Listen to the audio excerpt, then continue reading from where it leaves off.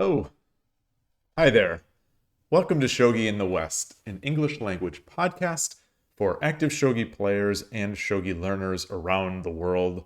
In this podcast, we focus on the topics and the people that matter to those of us outside Japan trying to find our way in this game. This week's episode releases on December 24th, so let me be the first to begin by wishing everyone a Merry Christmas, Happy Holidays. Spend some time with friends and family, and hopefully a shogi board or two. And you could see I'm in my traditional Christmas ugly sweater here. You could see if you're on YouTube. If you're listening to the podcast in one of your podcast readers, thank you so much for doing that.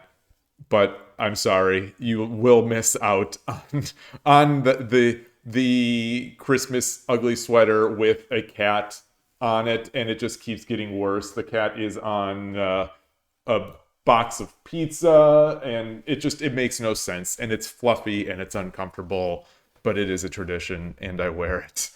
So it might be a stretch talking about holiday season. But somewhat along the lines in theme of Christmas gifts and the holiday season of giving, I would like to just ponder a moment and daydream a while about the things that I would like to receive or experience in the shogi world. It's very cold here right now, so I would like something warm, and I've got this tea in my hands. I'm trying to stay warm. Apologies for sipping while I'm doing it, trying to keep my hands warm, trying to keep myself warm. But this idea, this daydreaming, I'd hesitate to call it a bucket list or anything grandiose like that. Maybe that a bucket list might be a nice thing to do with a co-host as well. But this is just simple daydreaming. These are thoughts that cross my mind at random points, have crossed my mind, I'll say, at random points in my day, and just have me sort of wistfully sighing. I might be drinking a coffee and these ideas might hit me. I might be streaming and just this idea will hit me in the back of the head, and maybe I won't say anything about it or whatever, or I'll be drinking a coffee, doing some sume problems, and these ideas, these daydreams just kind of take over. So that's what this is going to be. Some of these are more practical than the others.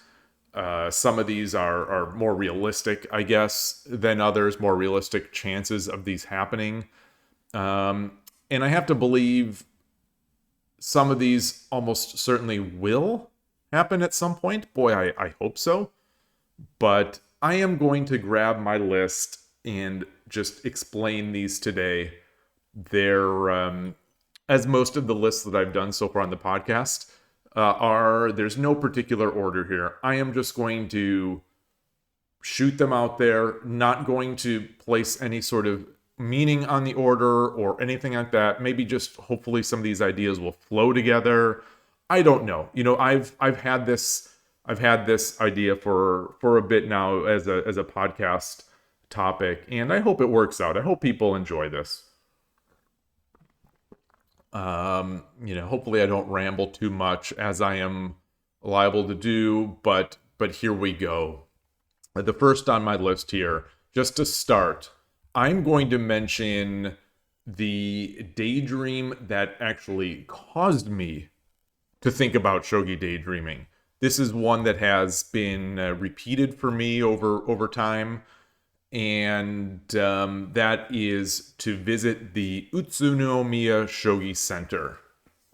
People that listen to this stream or watch the stream have probably heard of this before. I've shilled this channel, but if you're not familiar with this one, it appears to be a shogi club a couple hours north of Tokyo. I've routed it, and I think these are driving directions, so it's listed as like 131 kilometers away from Tokyo if I just route Tokyo to Utsunomiya. And so that's, it's relatively close, but not like walking distance or short train distance away. The leader of this club, I am 99% sure it is the leader based on auto translate and things like that.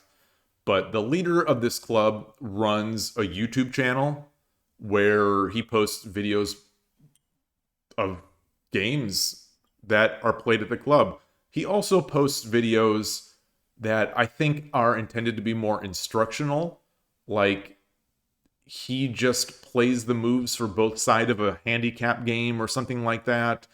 It's sort of, it seems like study, but that's not what I watch. I'm not really so interested in those, especially since I don't speak Japanese and can't really understand as well.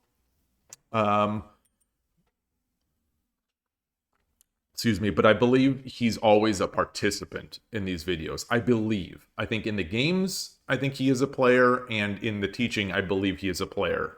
I'm pretty sure. But either way, the players are always very strong. I think typically in the 4 to 5 down range. This has been pointed out to me that in some of those videos, the Dan level is listed with the names of the players.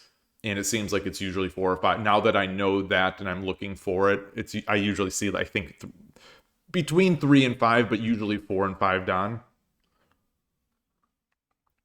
Now, these games in the videos are they're beautifully shot. They're beautifully shot from an over the board perspective. Just directly over the board directly over the shogi board in piece set. So you see the perspective is as if you're looking at Shogi Wars or whatever. It's a top down. It's a top down view of the board, and sometimes the board does get nudged a bit, so it gets off center. So someone like me just starts getting antsy. But even then, maybe it's good because it keeps me on my toes. So yeah, these are shot over the board from an over the board perspective, and they are, I'll say, wall clock time for the games. They're usually around 30-ish minutes. So they're like these 20 to 40-ish minute visual and auditory treats featuring a thick shogi board.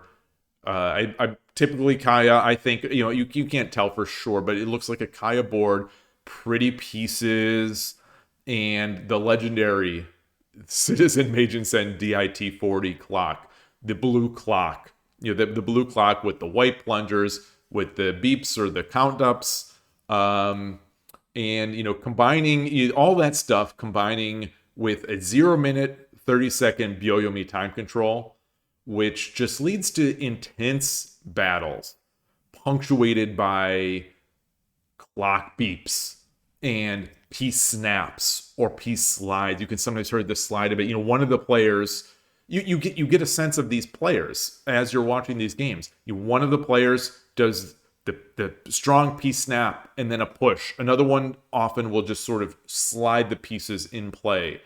Another person is, almost to an annoying level for me, a habitual late mover and then board shifter. So they take a bunch of time, beep beep beep beep, and then they rush to get their piece out there, and it's kind of sloppy. And then they spend the time on the opponent's clock in moving the pieces. So sometimes I'm watching these games and I'm thinking, like, stop touching the pieces. Stop touching. He moves the piece.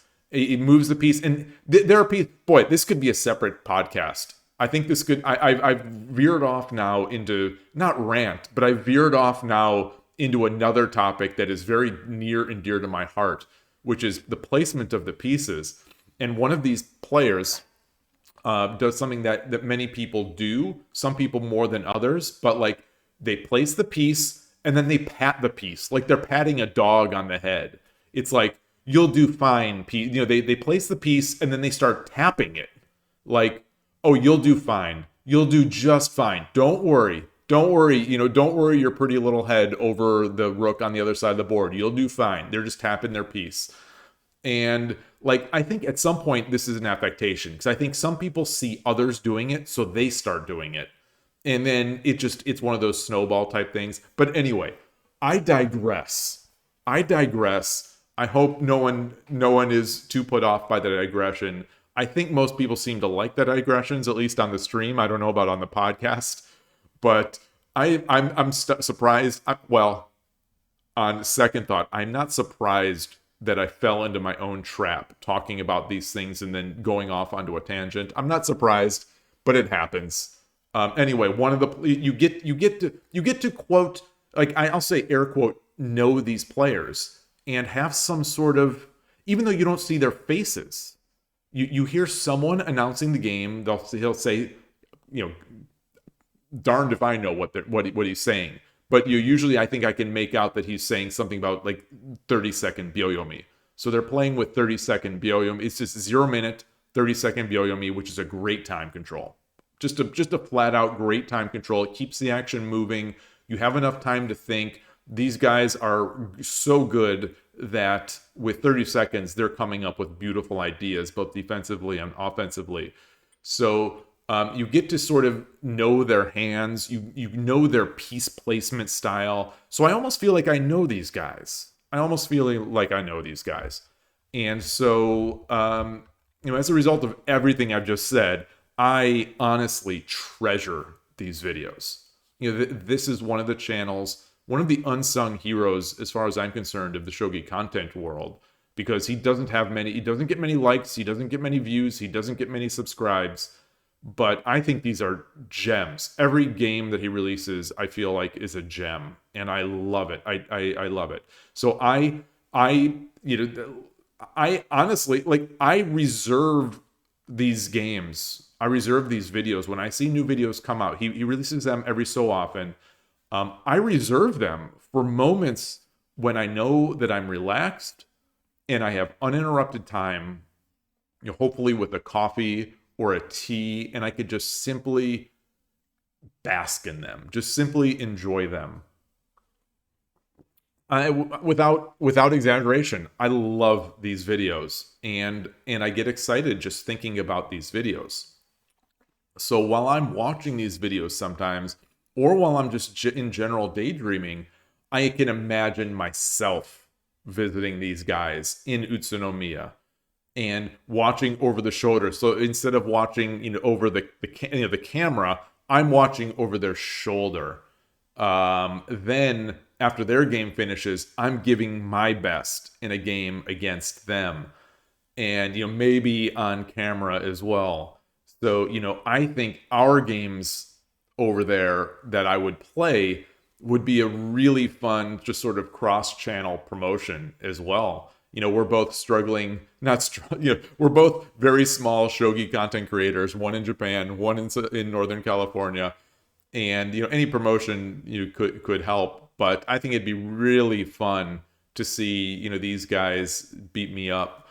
And it'd be a chance to just meet new Shogi lovers and enjoy the game together, which is, if you haven't experienced it, I've talked about this and I'm not exaggerating. It's one of the great joys of playing Shogi, is meeting people that also love the game and are also striving to get better at the game.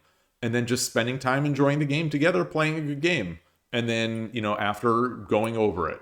So, how fun for anyone who watches this, myself mainly, I'm speaking mostly to myself, I guess, but like, how fun would it be to see Urashino Ryu make an appearance in one of these videos? Just first move, the beeps,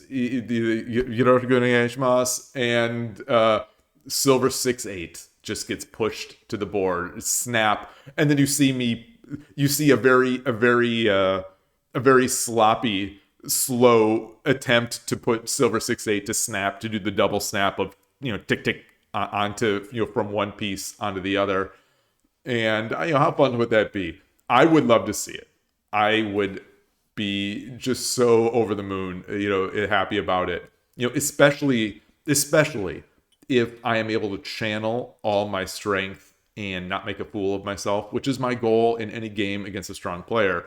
It's just not to make a fool of myself. And, if I could channel that the strength that I know is there, I think these videos, could be fun, and that experience could be even more fun. So I'll add the Utsunomiya Shogi Center YouTube channel to the show notes, as I always do for any links that I mention, along with the leader of the club, his x.com link. He tweets that this club, it seems like they do training, they do, game, you pay, they have games, they have other types of activities at this club, and it's organized, and it's, at least that's the perspective that I get as someone looking at his x.com account and translating the messages and watching these videos with translations. You never know exactly if you're getting a true sense of it, but it seems like an honest to goodness great club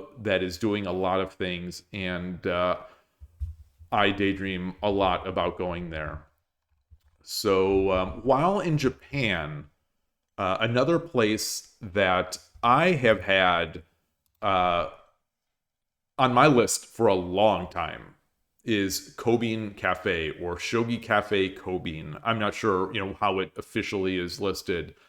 I first found them on Twitter. It was Twitter, a few years ago, and they have been a mainstay in my timeline. I don't follow too many things. Almost all of them are shogi. Unfortunately, almost all of it's Japanese, but I don't want to digress there.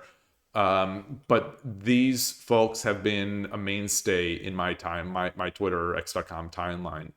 This is Kobin Cafe is a quaint little shop in Shinjuku, I believe, that it welcomes fans, like shogi fans of all levels. And they have lessons. They air shogi matches. They display shogi matches on TVs. Their staff can even play games with you. You can play other people as well, of course. I believe they sell books, shogi books, and shogi-related knickknacks, and maybe some sort of shogi or non-shogi books. I think they might, like games, I think they might also sell a bit of those. But they've got nice shogi tote bags, and I would like one of those shogi tote bags to carry around my stuff in. But as it is a cafe, they also sell a wide range of alcoholic and non-alcoholic drinks. So I often daydream, especially in the past, but I still do, often daydream about visiting this sort of picturesque little cafe, sitting down and just playing games and drinking teas and drinking coffees for hours. That's like the daydream for me. Just going to this club, sitting down with some beverages, constantly getting them refilled, just playing, and having a great time. I don't know if that would be the reality if I actually went, but that's the daydream. Someday, I really think a visit here will be a reality. So like I was saying, some of these may be a reality, some of them might not. I think this one is potentially going to be a reality. But that said, there have been other places that I've watched from afar, like on Twitter, and those places that have come and gone over the years. So I do hope to sort of expedite this one while I can, because I would like to do it. I definitely would. Kobin Cafe, they also have a small YouTube channel, if you're interested. It hasn't been updated in years, and by years I mean I think like 4+ years. But what they do have is highly recommended, and I have really fond memories, going back again a few years from when I was a Nakabisha player, and I watched one of their staff players show off her stuff in the Nakabisha opening, and she's really, really strong. The games were fun. I love watching live games. I love watching live over-the-board games with clocks and all that stuff. It just really gets me going. And so, again, as always, links for Shogi Cafe Kobin and their YouTube channel will be in the show notes. All right, moving on. While speaking of cafes, another daydream I've had, maybe not the most realistic daydream, but it is a daydream that I've had for a while, as both a shogi lover and a coffee lover, is opening my own shogi cafe here in Northern California. We have a decent shogi population out here, and we have a great chess population out here. So, how amazing would it be to have a pleasant coffee shop that's great on its own as a coffee destination? A nice place to live for a few hours and a nice place to drink coffee. But that also actively welcomes and features shogi.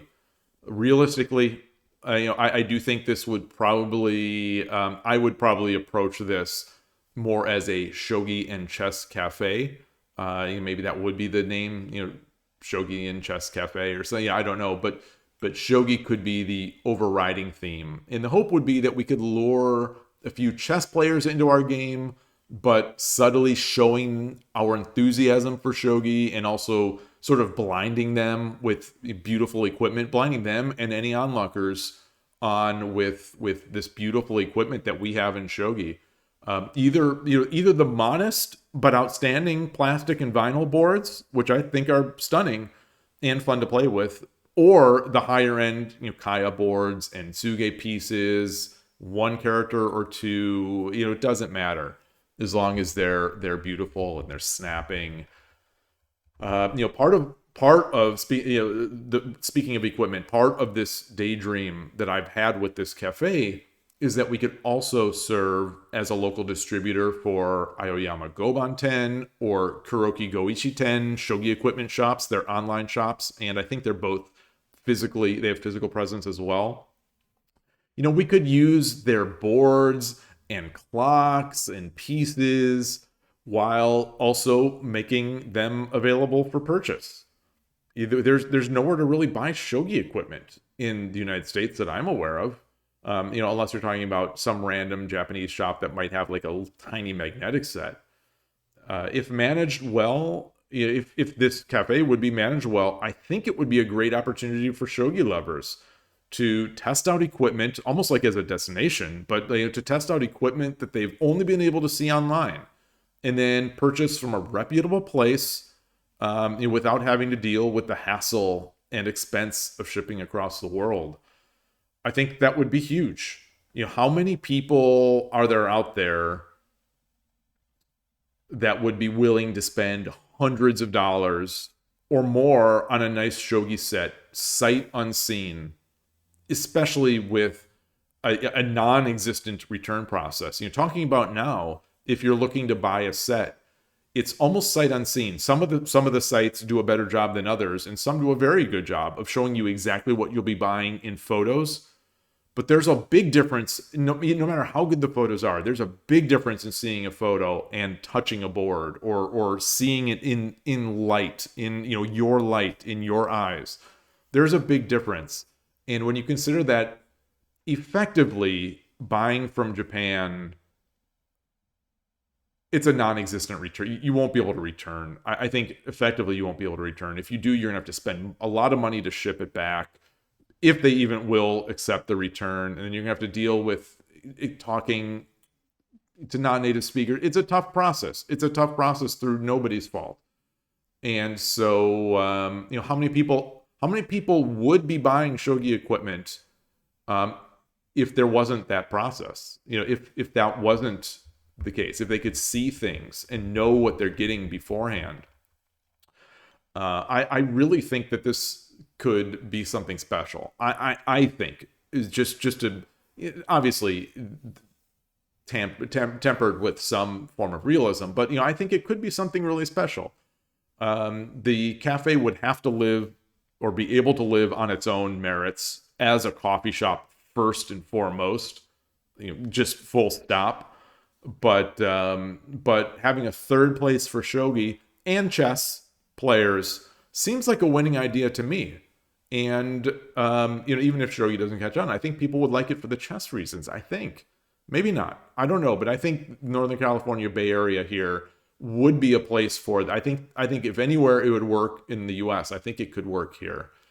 And just I'll say for me, there's not much more that I enjoy than sitting down with a great cup of coffee or tea, and playing some shogi on nice equipment.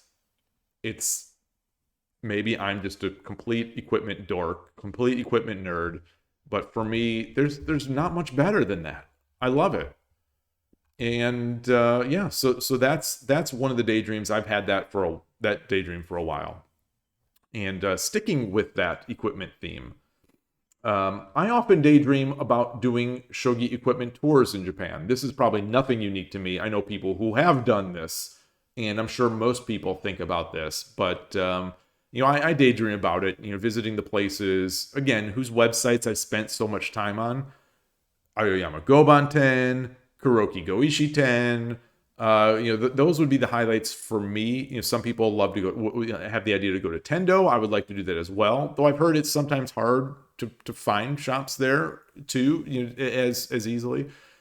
But who knows? I would love. This was my Shodan. This was my Shodan prize to myself. It was going to be when I told myself I would hit when I said before I hit Shodan on Shogi Club 20 on not Shogi Club 24 on 81 Dojo and on Shogi Wars, I said that my reward to myself would be buying a nice too soon the 6 centimeter Kaya Shogi board, just to treat myself for hitting that accomplishment. And I never did. I never did, for a couple reasons. One, I already have a Kaya One Soon, the 3 centimeter board, that I love. I think it's great. I think it's great, and it's easy to bring around. It is thinner. So this sometimes happens with me. I don't know about you all, but like I'll set something like, oh, I'll buy this when that. And then that happens, and it's like, well, I could save some money by not doing this. Do I really need this? Will I really get use out of it? But so anyway, something that could have been sort of an impulse purchase in the excitement of the moment of achieving Shodan,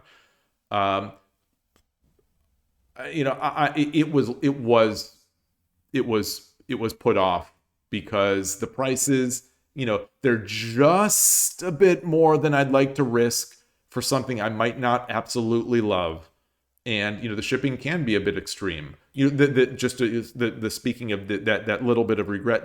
Not, I love my One Soon board. I love it, but there's this little mark on it, and it's a nice. It's some people might like the mark, this one, my floor, the Goban or Shogiban that I have with legs, it's Shinkaya, so it's a spruce board, floorboard, has the same type of thing where there's a small little thing on the cover on the top, a little dark spot that, like, if I would have been picking these out in person, I probably would have moved on to another board. I love these. Like, don't get me wrong, I love the equipment that I have.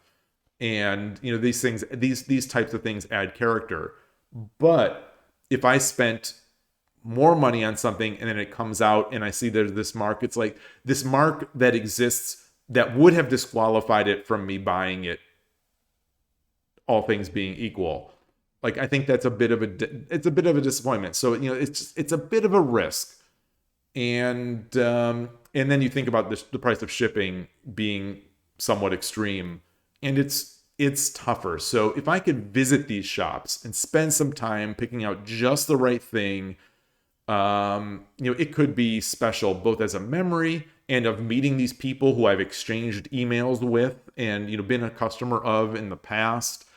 And so it's a memory of the trip, memory of meeting these people, and it's just great equipment that I would love playing on. So I think that sort of shogi equipment trip roadshow type thing is something I daydream about. All right, what else? Looking through my list here. A big one that I've been thinking about since I heard about it as a possibility is flying out to Brazil for the 2026 Pan American Shogi Championship tournament. having an opportunity, I've said this before, like a broken record, having an opportunity to physically meet people who I've come to know as friends online would be absolutely incredible. So there's a lot to this idea that you can meet honest to goodness friends online, and I feel like this has been proven to me time and time again, especially since I've been started streaming 2 years ago. I meet people who become true friends online, and then if you get a chance to meet them in person, it becomes even better. And so playing shogi with them on top of that would be it's beyond icing on the cake as far as I would say. Not to mention the fun of traveling just in general to a new place and experiencing new foods, and you end up with the recipe for me doing just a lot of daydreaming. I daydream about this one a lot. In terms of making this one a reality, I suspect, and I don't want to jinx it, but I suspect the possibility is a bit higher than some of the others for this one. It's expensive to fly to Brazil, but I would really like to attend a tournament next year. And if the timing and the expenses all work out, I think, again, it could be something very special.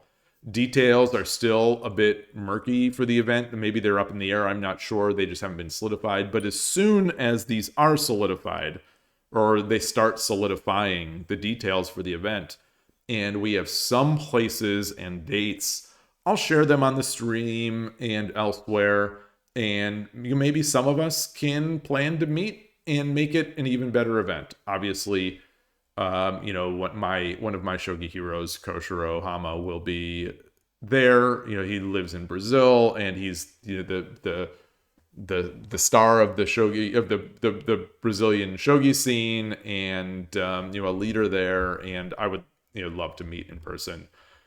So that is definitely something I daydream about a lot. But I think that daydream, I think and hope that will become a reality. Speaking of tournaments, one of the things that I've been meaning to do for a while, and this is going back some time, we've talked about it before, is to create some regular or semi-regular online tournament events for friends of this channel and beyond. Perhaps just friendly events with small prizes to make it interesting and fun. Like I think prizes are important for these types of things. Tournaments are nice in general, but like having a little bit of a little prize, I just think it makes it a little extra, a little special.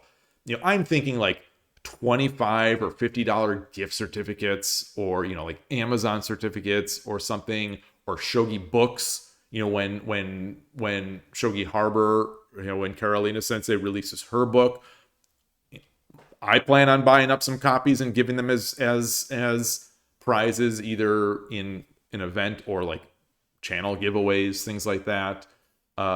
Subscriptions to internet services. These are the initial ideas that I've got in terms of prizes. Nothing huge, nothing where it gets to the point where, people will cheat for any reason, but like, not that it would get to the point where people would do other things, where the nature of the tournament would change. And also, this sort of thing can be difficult when crossing countries, like gifting things, especially money or gift certificates. Like, so if anyone has experience with that, with managing events with prizes, especially if the events span countries, I would love to talk to you about this, because that's one of the things sort of holding me back. Just every time I get gung-ho about it, then I think like, oh gosh, what if someone joins from this country? What if someone joins from that country? How am I going to make it fair? It's tough. So if anyone has experience, let me know. That's usually the part where my daydream bubble just kind of bursts. Again, it wouldn't be huge or anything, but just a way to have some fun, make some interesting shogi content for fans of the game to get excited about. I'm always looking about trying to get that content going, and a way to get people playing, which is one of the goals of my channel, is to get people excited about playing shogi in this tournament or elsewhere. I had along these lines, I had initially hoped to work together with Heroes, the company behind Shogi Wars, on this very thing. I was thinking sponsored events, like where the prizes are Kishin analysis tickets, maybe Kishin Descend tickets, um, maybe avatars, things like that. That would be the dream. But Kishin analysis tickets, Shogi Wars subscriptions, um, I'll pay for them. Just like kind of there's no way to gift a subscription in Shogi Wars. But as yet, I haven't had any luck in getting their attention. I've sent a couple emails and submitted messages through their online feedback form, but I have never gotten as much as a response, not even like an automated response. So I don't know if they man those emails or their feedback. I don't know if they look at those or they're just not interested or the English put them off. I don't know, but I think this could be extremely fun. So I continue to daydream about this. This was something that I was daydreaming about just a couple days ago. Thinking about doing. I was going to start doing it. I've even got some tabs open about how to give gifts, Amazon gift cards across countries, and nothing's easy. Nothing is easy. None of that stuff is easy. It's kind of disappointing, but anyway, hopefully this happens, and I would like in the future for this daydream to become a reality. Speaking again, just to continue on Heroes and Shogi Wars, I've also daydreamed about doing some sponsored streams where I run through their Kishin learning facility. They have had this feature now for, I'd say, at least a year, this Kishin learning, and it's not cheap. I can't remember the price offhand, but it's not cheap. It's a monthly subscription where you get these learning opportunities, videos, problems, something else. I don't know, but it's obviously it's focused on Japanese, but I think there are some concessions to non-Japanese speakers, to English language speakers, I think. But anyway, no one seems to know much about it. Similar to how people may be hesitant to order equipment sight unseen, just off the internet, especially expensive equipment. I think there are probably potential English language shogi players who might be interested in Kishin learning. Why wouldn't there be? We don't have many areas to learn shogi in the West, especially. So why wouldn't we be interested in Kishin learning? But maybe they don't want to risk the money without knowing if it'll be worth it, which is completely understandable. Especially if this English speaker only speaks, does not speak Japanese. With some sort of Shogi Dad cross Shogi Wars Kishin learning promotion experience, who knows? I think everyone could benefit. They get free-ish. Just give me access to the program and I'll promote it. You don't have to pay me. You just give me subscriptions. And I'll do it. Stream it and record videos on it. And that way, you see me doing it. You get feedback from it. You see how non-Japanese people interact with your content. I think it could be a win for everyone. And unfortunately, I haven't really gotten anything back from them. But a man can still daydream, and I do. Yeah, grab a bit of water here. What else? What else is food for my daydreaming? Playing in a JSA dojo, of course, is a dream. Like, it's a dream of almost every shogi player in the West. I think a lot of people think about going to Japan, flying out and playing in the JSA dojo, getting a ranking, etc., etc. Yeah, so that's nothing unique. But for me in particular, I would love to visit the Kansai Shogi Kaikan in, I believe it's Takatsuki, mostly due to its proximity to Osaka. Now, my understanding is that this is relatively close and that the old Kansai dojo was in Osaka, I think. So that would have been more ideal, but this is close enough. But I would go, my daydreaming is about going to the Kansai Shogi Kaikan.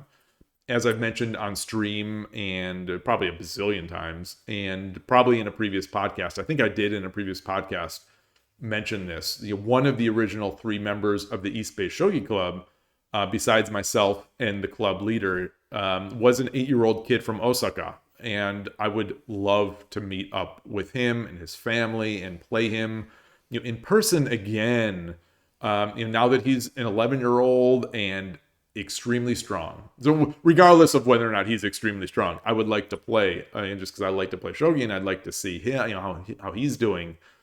We recently on stream play in a recent San Francisco Shogi Club online meetup, because he was also a member of the San Francisco Shogi Club when they were out here for 6 months or so on business. We played online in that monthly online meetup, and I streamed it and yada yada, and that was fun. Plus, I was able to meet him earlier this year in San Francisco again for the 2025 US Shogi Championship, where he and his mom came out. They flew out just for this, and he did great. He did incredibly well. But so it's not like I haven't seen him relatively recently, but playing at an actual JSA dojo would be really special. And it's something I definitely find myself daydreaming about. Also in Osaka area, I know there are some other club things, and 1 or 2 that have shut down. So like I mentioned before, things that I used to daydream about have shut down in recent years. But I think they still have 1 or 2, at least, shogi sort of themed or like bars or cafes, and I would like to go to those if possible. Like, as much as I like drinking coffee and tea with playing shogi, I think it would be a cool experience to go to like a night place, with not that I really wanted to drink alcohol or anything like that, but I think that would be a nice experience to play some shogi and maybe have a beer. So that's part of that same Osaka related Kansai daydreaming. And anyway, with that I think is most of my list. My brain is racking, is spinning away in the background as I was talking. Maybe that's why I think I was rambling a little bit more or stumbling over my words a little bit more in that last entry, is that I was thinking about what else, is there anything else that I've just completely missed? And I'm not thinking about it now. So I'll say that that's most of my list, which means it's now time to hear from you, from you. What shogi activities and shogi things do you find yourself daydreaming about, if anything? Or do you have a hard heart and you don't daydream about anything? You are just on a quest to get stronger. You don't daydream. You make everything a reality. You're very serious business, and your shogi, as a result, is very serious business. So if that is the answer, say that as well. But either way, is there anything you really want to do or see that's always been just out of reach? Let me know in the comments, in the YouTube comments, or via email, as always, to shogidad81@gmail.com. Shogidad81, 81 squares on the board, shogidad81@gmail.com. And I'll share some of these in a future show. This is a single person. This is a solo episode, and for the solo episodes, I have a little bit more leeway, I guess. Not that there's any restrictions on the others, but I have more leeway to just ramble about random stuff, read some of the mailbag, if you will, and I think this would be a fun thing to discuss. So for now, though, that is going to do it for me. Thank you for listening. Have a Merry Christmas, Please remember to like and subscribe. It really means a lot to me. It really, I do believe, means something to getting this channel out there and into more eyes and into more ears. So that's it. I'll save that. And again, as always, I will give that PSA. If you are interested in being interviewed, just like those other interviews in this podcast, let me know. Email, YouTube comments, send me a message on Discord, and we will talk. So that's it. Again, Merry Christmas. Thank you so much for listening. I appreciate it from the bottom of my heart. And goodbye. Thanks. Take care.